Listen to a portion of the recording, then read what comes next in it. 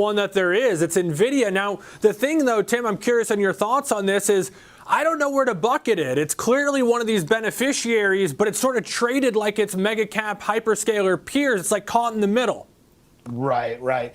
Agreed. Now listen, with Nvidia, I will say this, FYI, part of the arrangement is I send the ideas over at 7 a.m. so that you guys can prepare. Rick has to do his technical analysis and get ready. I'm not bringing this stock because it's up 3% today. This morning, it wasn't doing a whole lot. A lot of options activity. I saw some analyst upgrades. But that being said, doesn't change the thesis here. But now I also would like to mention that, these ideas, I trade them, but I believe in them. I've been fighting it, but I have a DJX Spark in my cart. I'm probably going to buy it this weekend. So not only will I own the stock, but I'll probably have a $5,000 Nvidia, AI computer sitting next. Up to this point, I've been running everything on Apple infrastructure, but there's different applications of both.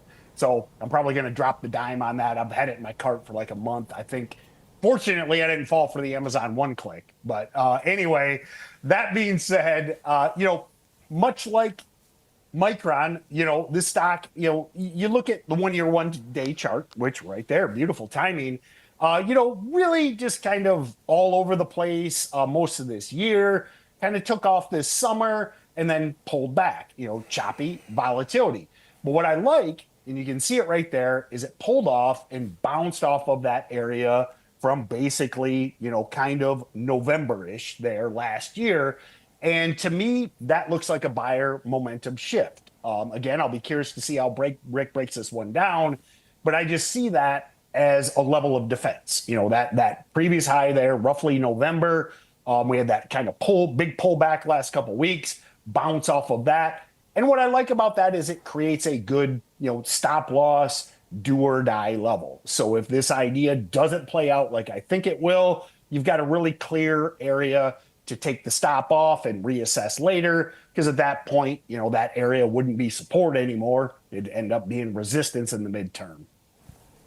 Good stuff. Let's bring in Rick, do a look at the charts here. Now, Rick, I don't pretend to be the technician that either of you are, but one of the big patterns that I always hear is this bull flag concept. And I don't know if it's a perfect one, but if I was a bull in this name, I might be saying, hey, look at this giant bull flag breakout that's starting to happen here.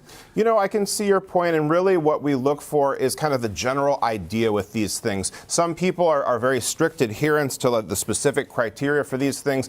For what you're talking about, though, Alex, the bull flag idea would be after a sizable move to the upside, a sideways to downward consolidative period, and then the trend continues, exceeding those initial highs and going on further then. Just kind of that general idea. What does that mean? Fundamental change in a stock, reassessment of price, and the rush of buying, then profit taking and adjustment before the trend continues. So it's something that happens quite often here. Certainly not saying it's a guarantee or it's going to happen here, but what I see, recent lows, 190. If we were to look backward here at 196 as well, old high point that was repeated fairly often here.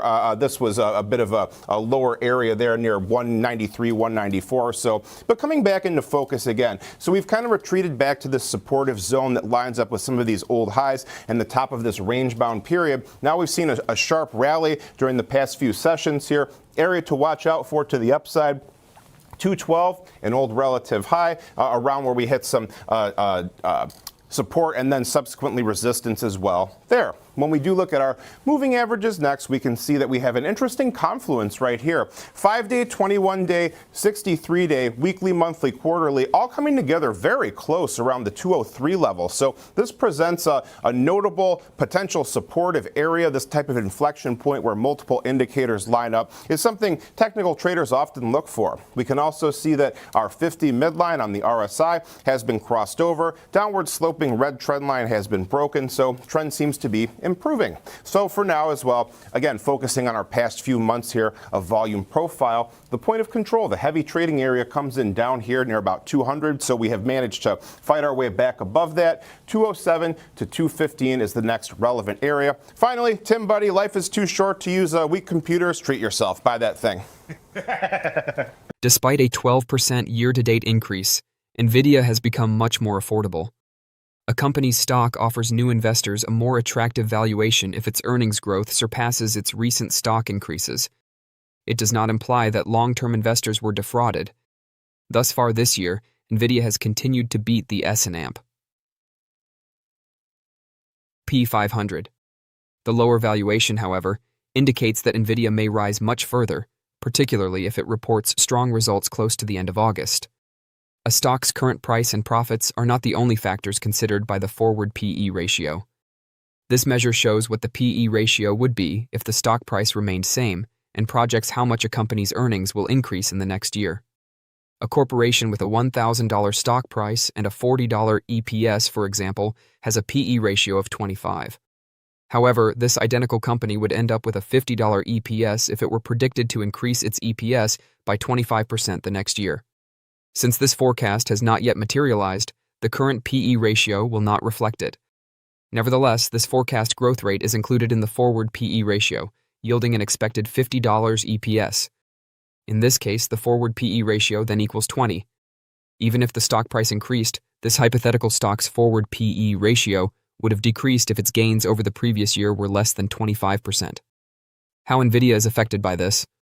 The company's forward PE ratio has decreased to 23.2, despite the fact that the stock has increased by almost 12% this year. By the end of July 2025, this same statistic was closer to 40. The straightforward explanation is that Nvidia's net income growth rate has exceeded the company's stock gains. In the first quarter of Nvidia's fiscal year 2027, net profits more than tripled. When earnings growth and stock gains diverge significantly, a company's future, the PE ratio, may significantly decline. According to Nvidia's guidance, these kinds of growth rates are likely to persist. A projected second quarter revenue of $91 billion for fiscal 2027 implies more than 10% sequential sales growth. An increased EPS forecast results from higher sales growth, which lowers the forward PE ratio. When evaluating stocks, investors should consider more than just measures like revenue, profitability, and forward PE ratios. However, the stock seems attractive when those factors are paired with Nvidia's significant competitive advantage in the vital AI chip industry. The trade in artificial intelligence is not collapsing. The demand is rising. Investors are beginning to differentiate between companies that benefit from investing in AI and those that can grow without taking on the majority of the expenditure, following a remarkable first-half increase in semiconductor and memory stocks. Victoria Green, Chief Investment Officer of G-Squared Private Wealth, is worth listening to because of this. Green told CNBC that she enjoys CapEx-light businesses like Apple and Nvidia. The recent whiplash in AI stocks is due to this hidden investor implication. All businesses involved in the AI build-out are no longer treated equally by the market. It's beginning to question which businesses can generate income, profit margins, and cash flow from AI demand without having to finance the entire infrastructure race themselves. Because of this, Apple and Nvidia are both important, albeit for different reasons. The need for AI infrastructure is centered on Nvidia. Apple is nearer to the layer of services and consumers. However, in the next stage of the AI trade, both could offer investors something more important: access to the theme without the same capital intensity that memory manufacturers, cloud builders, and data center operators face. According to CNBC, Green now favors old-school technology, or CapEx-light businesses like Apple and Nvidia. A new AI system is offered to investors by Nvidia and Apple. Exposure was rewarded in the early stages of the AI rally. Businesses that sold semiconductors, memory, storage, servers, networking equipment, or anything else associated with data centers were viewed by many investors as being in the same profitable industry. For the first half of this year, that worked. The PHLX Semiconductor Index, SOX, nearly quadrupled in the first half of the year before falling in July. It cited data from Bespoke Investment Group that revealed 22 S&P 500 stocks were down an average of 16% in July, after more than doubling in the first half of 2026.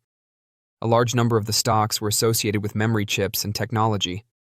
This kind of reversal does not mean that there is no longer a need for AI.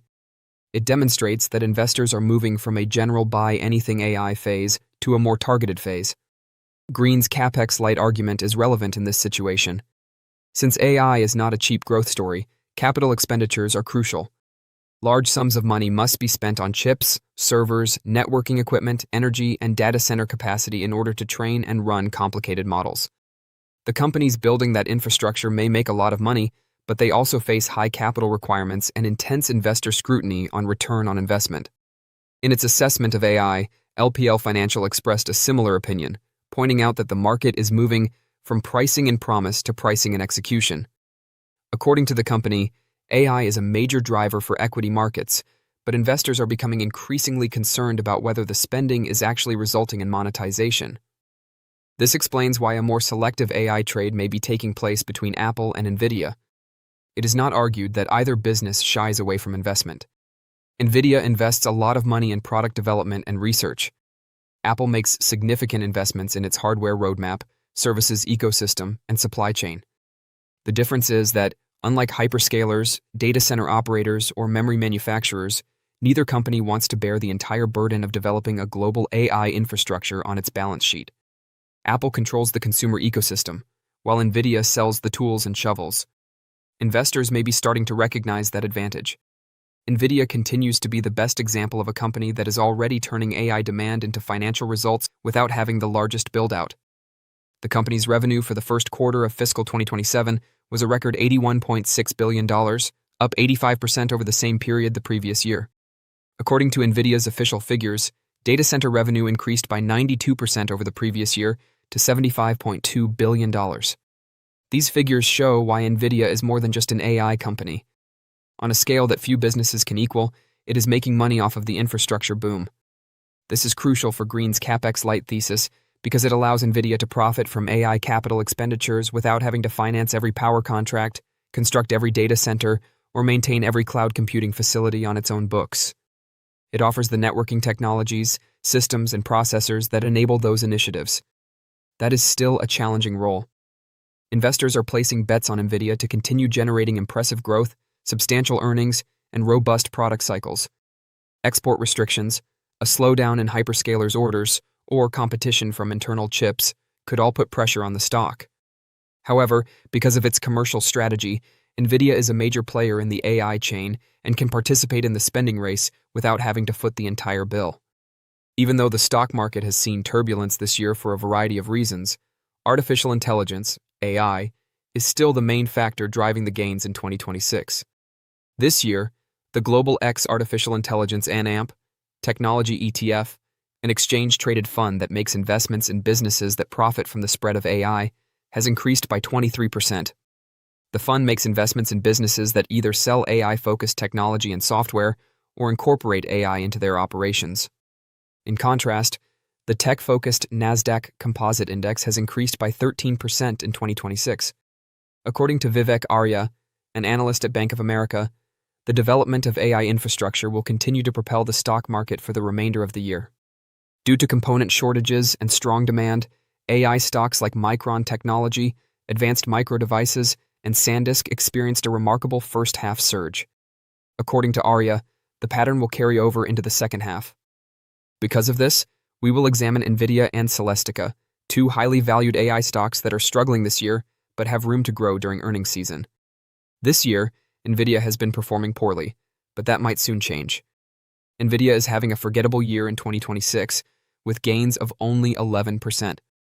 But it might not take long for this AI pioneer to take off, and the impending earnings season might give it a much-needed boost. One of the main winners from the massive investment in AI data centers is Nvidia. One estimate places the company's market share between 80% and 90%, making it the leading designer of AI chips. Major hyperscalers and AI labs are among its clients. Thus, the company's enormous expansion will continue to be fueled by rising expenditures in AI infrastructure. During the previous earnings season, major hyperscalers announced a significant increase in their capital expenditures for 2026. According to the Financial Times, the combined capital expenditures of Alphabet, Amazon, Meta Platforms, and Microsoft are expected to increase by 77% to a record $725 billion in 2026. That is significantly more than the $500 billion that analysts had first projected for this year. As they rush to fulfill the massive contractual backlogs they are sitting on, don't be shocked if these corporations raise their CapEx guidance even more this earnings season. One estimate puts the total contractual backlog of Google, Microsoft, Amazon, and Oracle at an astounding $2.1 trillion. Because of this, these businesses might construct data centers more quickly, increasing demand for Nvidia's products. It is noteworthy that the positive CapEx environment has led analysts to become optimistic about Nvidia's growth prospects. In fiscal 2026, which concluded in January of this year, Nvidia's earnings per share were $4.77. According to consensus predictions shown in the above chart, the company's earnings are therefore expected to expand at a compound annual growth rate of 50% over the following 3 years. In comparison to Nvidia's forward earnings multiple of 23, such robust earnings growth is probably going to be rewarded with a higher value. Nvidia's stock price may reach $484 in less than 3 years if it trades at even 30 times earnings, which is a modest premium to the NASDAQ 100's forward earnings multiple of 27 at the end of fiscal 2029 and generates $16.15 in earnings per share. Because of the potential 129% increase from present levels, it would be wise to purchase Nvidia's shares prior to the start of the earnings season because the company's customers' optimistic CapEx projections might cause the stock to soar. Provider of services for the fabrication of electronics. Early in June, Celestica hit a 52-week high, but it has since dropped by almost 24%.